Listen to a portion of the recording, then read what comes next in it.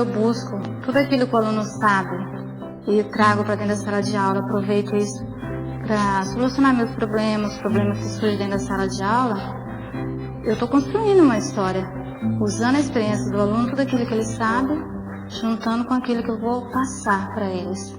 A partir do momento que eu consigo fazer com que o meu aluno, quando chega dentro da sala de aula, ele usa todos os seus conhecimentos para enriquecer os meus conteúdos, eu estou construindo a história da educação.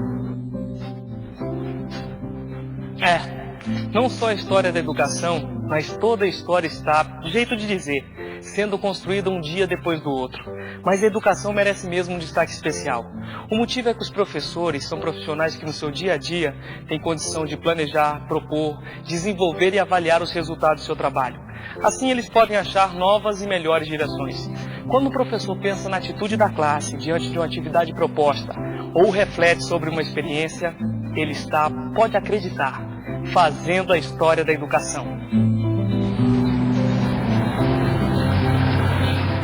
E assim, coletivamente vai se fazendo nos 4 cantos do mundo a história de milhões, bilhões de pessoas.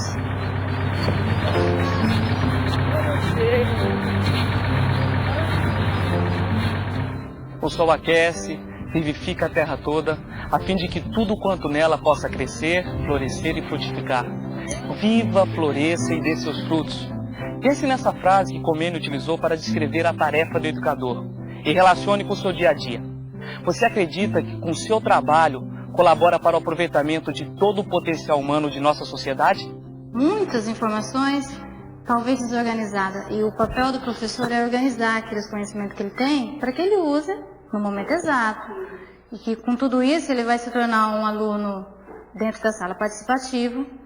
E fora de sala de aula como cidadão, ele vai ter decisões, vai enfrentar situações, resolver os problemas. E tudo isso é uma forma que eu estou colaborando, organizando esses conhecimentos dele. O aluno que ele está na sala de aula, ele conhece, participa da comunidade, em casa os pais estão sempre presentes, ele, para tudo ele está disposto.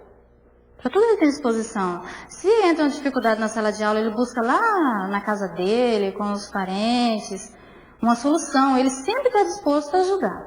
Quando eu começo a cobrar do meu aluno os conhecimentos dele, ele automaticamente está trazendo dentro da casa, da comunidade, da igreja.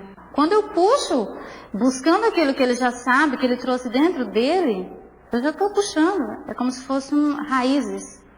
Desenvolve o lado amoroso, ele passa a ser um aluno, como que eu diria? Isso, ele é seguro afetivamente, ele sabe que ele é importante naquele meio. Você deve estar pensando, ou a Zélia é muito envolvida com o que faz, ou é tudo fingimento de televisão. Olha, de verdade, e a Zélia gosta mesmo do que faz. Gosta e concordou em ajudar a gente nesse programa. Ela vai dividir conosco um pouco do que sabe e do que não sabe. Afinal, as dúvidas estão aí para fazer a gente prestar atenção no caminho. Estamos iniciando a unidade 5 do módulo 4. Você verá que os temas, além de interessantes, se relacionam uns com os outros. Você vai perceber como a escola é parte da sociedade e participa ativamente das transformações sociais e também é resultado delas. Por isso começamos pela história da educação. A escola não foi a primeira instituição a educar as pessoas. Você já estudou o papel de outras, como a família e a igreja, lembra? Mas de onde veio a ideia de levar todas as pessoas para a escola? Isso foi sempre assim? Não. Isso foi resultado de grandes transformações que aconteceram na Europa a partir do século XVI e especialmente durante o século XVII.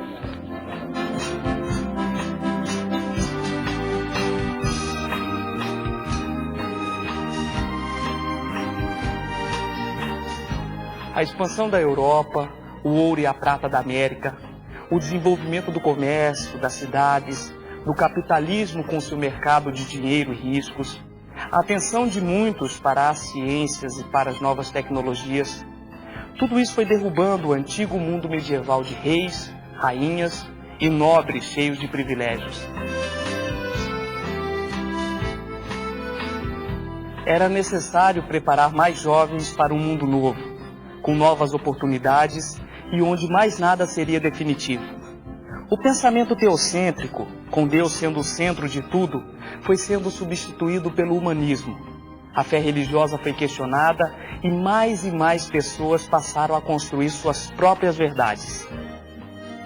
Nesse mundo, vivia João Amós Comênio, um dos primeiros a refletir sobre como os educadores deveriam agir. Ele defendia uma ideia revolucionária para a época, a de que se alguém ensina, Bom dia. é para alguém que aprende. Vamos sentar. Cada um pega o seu lugar.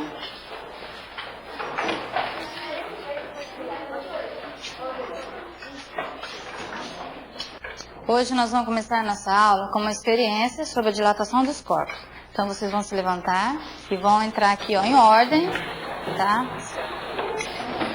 Essa moedinha, você coloca, passou. Vamos passar.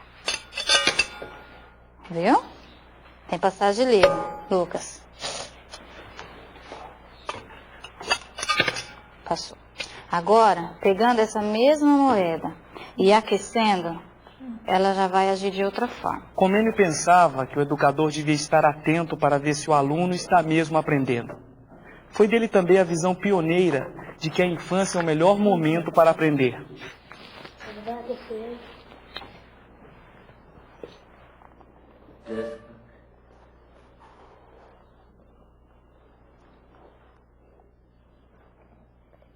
Antes de Comênio, não se fazia diferença entre o que se ensinava a adultos e crianças. O que vocês imaginam que Imaginem, aconteceu aqui? a linguagem utilizada para falar com uns e outros era a mesma. Comênio mudou isso ao perceber que a aprendizagem é um processo gradual. As crianças aprendem aos poucos e no tempo certo. Ele entendeu também que ensinar exige método e organização. E que nome Comênio deu ao seu método? Didática Magna. O livro didático tem história também. A didática magna é o tataravô de todos esses aqui. Mas o objetivo era o mesmo, já que Comênio defendia a ideia de que havia um ritmo para a aprendizagem. Ele inventou o livro didático que, para ele, apresentava a sequência de conhecimentos no ritmo certo. Assim, o método era universal. Podia ser impresso e distribuído. Resultado, todos poderiam aprender mais rápido.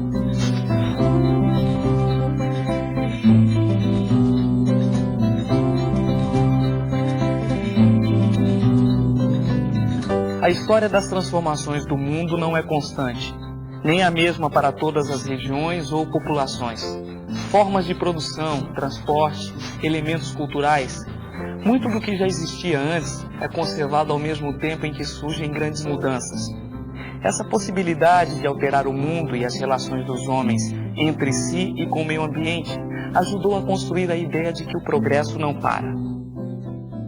Assim também, as teorias sobre educação influenciadas por essa possibilidade de alterar a realidade.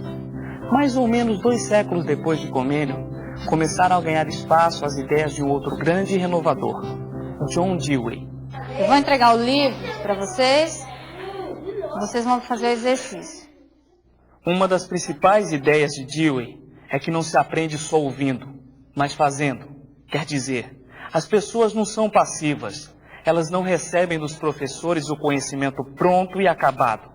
As pessoas constroem o conhecimento continuamente e através de ações voltadas para a vida prática. Por isso, vida, experiência, conhecimento e aprendizagem são inseparáveis.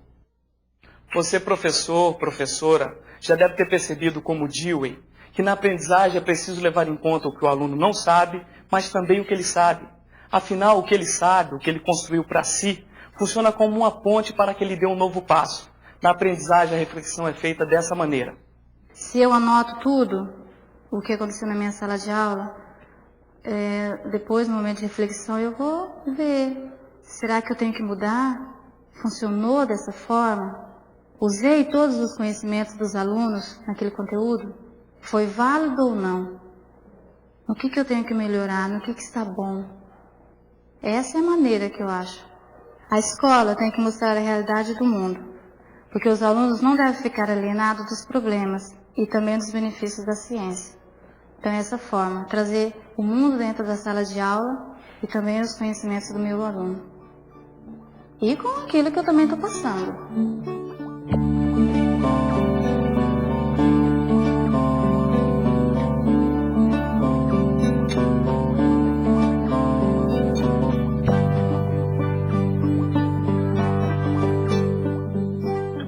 Vivendo no Centro-Oeste, uma fronteira agrícola, com muita atividade agroindustrial, a professora ficou entusiasmada com o conceito de industrialização.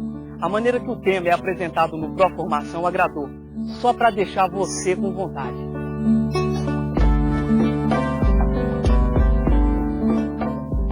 Como você sabe, a Revolução Industrial ocorreu inicialmente na Inglaterra no final do século XVIII. De lá para cá, houve inúmeras mudanças nas formas de produzir. Podemos dizer que a indústria foi decisiva nas transformações econômicas e sociais dos últimos séculos. Tudo foi muito alterado, especialmente as ideias, as crenças, as leis, as técnicas, o jeito de viver. Por exemplo, o jeito de ocupar o espaço. Em torno das fábricas, aumentou a quantidade de trabalhadores. A população das cidades cresceu enquanto os campos foram esvaziando. Essa urbanização foi e é quase sempre não planejada. Apesar das cidades concentrarem oportunidades de emprego e boa parte das escolas e hospitais, o estilo e a estratégia da indústria trouxeram problemas para a qualidade de vida das populações.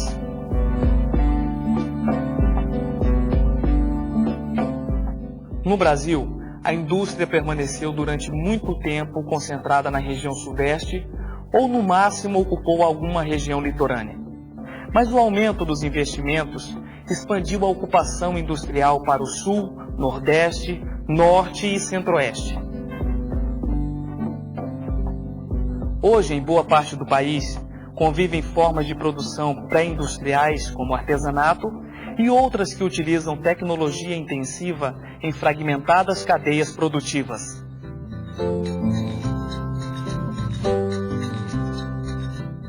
Muita gente morando junto, trabalhando junto, comprando e vendendo. Cada um vende o que pode. A maioria só tem seu tempo para vender. É o tempo vendido à indústria que emprega o trabalhador. É o tempo que o trabalhador passa diante da máquina. No mundo da indústria, tempo é dinheiro.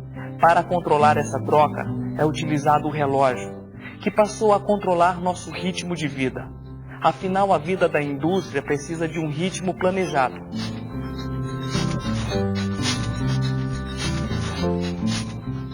As crianças observam essa realidade sociocultural.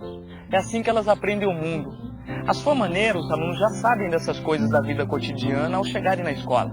Ou melhor, cada criança sabe aquilo que sua região, sua cidade e sua família lhe ensinaram. Assim, em cada lugar, as crianças recebem a mensagem do professor de um jeito diferente. E o professor precisa levar isso em conta. Ah, você sabe quem insiste nisso? John Dewey. Não é que as coisas se encaixam? Você não pode ir ao deserto se não tiver caminho. Você não pode ir ao deserto se não tiver... E a coisa não para aí.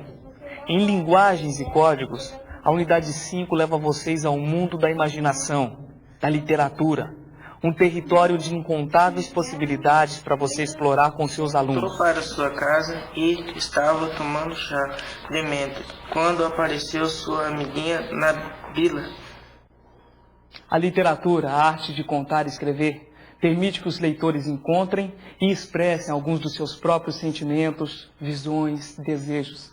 E as crianças são leitores especialmente interessados em descobrir mundos. Daí a dica do cantinho de leitura. Nessa roda surgem ideias e criam-se jeitos de ver e entender o mundo. Abdullah foi até a Medina, a parte antiga da cidade, onde se vende de tudo, mas ninguém se interessava pelo seu tapete. Até que um homem loiro se aproximou. Tinha os olhos tão azuis que pareciam duas pedras preciosas. A sala de aula. É aqui que tudo acontece, não é mesmo?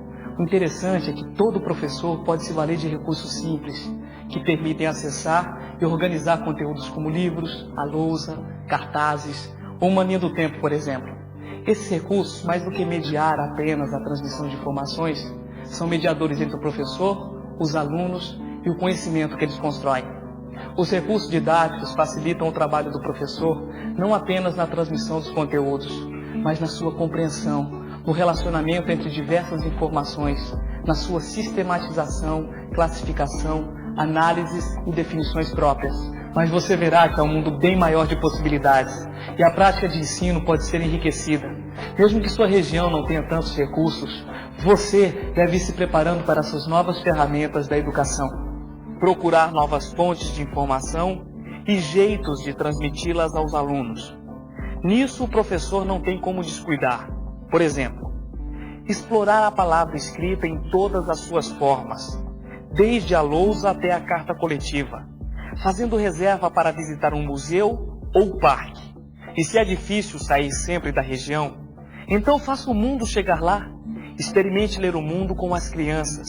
Imagens, fatos, ideias, tudo percorre o planeta em revistas, jornais e principalmente na televisão. É importante saber aproveitar as vantagens da TV e das outras tecnologias.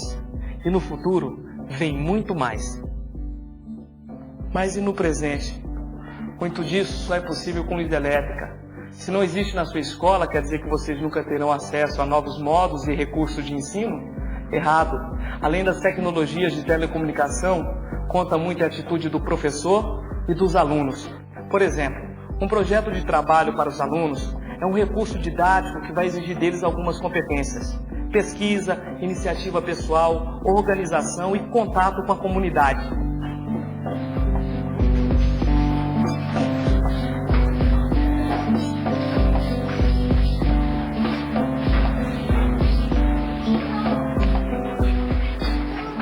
Vamos observar aqui, nesse cartaz que nós fizemos, a tecnologia. E na sua casa, o que tem que funciona energia elétrica? Só energia elétrica. Geladeira, freezer, rádio, televisão. Na roça, vamos supor, o pai de vocês, eles comentam, como que era a plantação? Era igual hoje? Não, é plantado matraca. Você tem na casa do pai, ainda tem algum objeto desse? Como que é essa matraca? Explica pra classe. É tipo de 2 ferros, tem 2 cabos pra gente segurar, daí empurra ele, fica no chão e solta e planta o milho. Em Vida e Natureza, da unidade 5, você vai encontrar uma grande oportunidade de trabalho. Todos estes aspectos mostrados pelas imagens representam grandes mudanças que alteraram as relações dos homens entre si e com o ambiente em geral. Como você já viu neste programa, essas mudanças ajudaram a construir a ideia de que o progresso não para. Mas a marcha do progresso também está associada a permanências que contrastam com as mudanças. Que tal pensar um pouco sobre isso?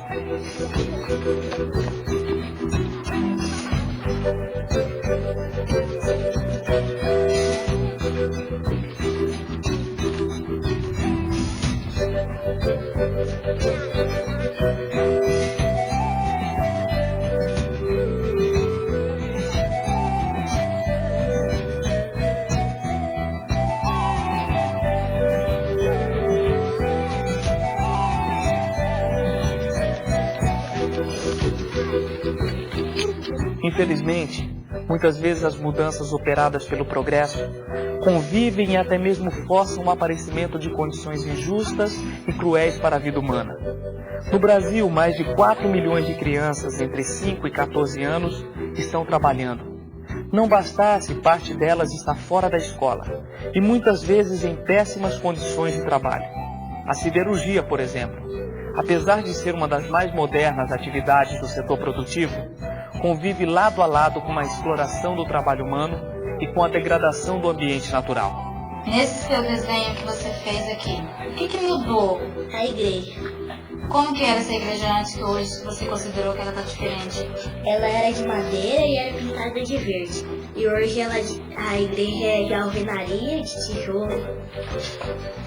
É que antes, né, não tinha o frigorífico, agora tem. Antes existiam as carras, são carroça, bicicleta. Antigamente não tinha caminhão, tinha trator, agora existe. Não mudou as casas, porque antigamente as casas eram de madeira, agora as casas são de tijolo. Também mudou que não tinha energia elétrica. Numa atividade como essa, mais do que os resultados da observação, o professor pode avaliar a competência das crianças em analisar a realidade que as cerca. Alguém duvida de que esse seja um passo fundamental para que elas no futuro possam observar sua realidade e mudar para melhor? Ah, você não sabia que o professor podia começar tudo isso. Bom, agora sabe. Bom estudo e bom trabalho.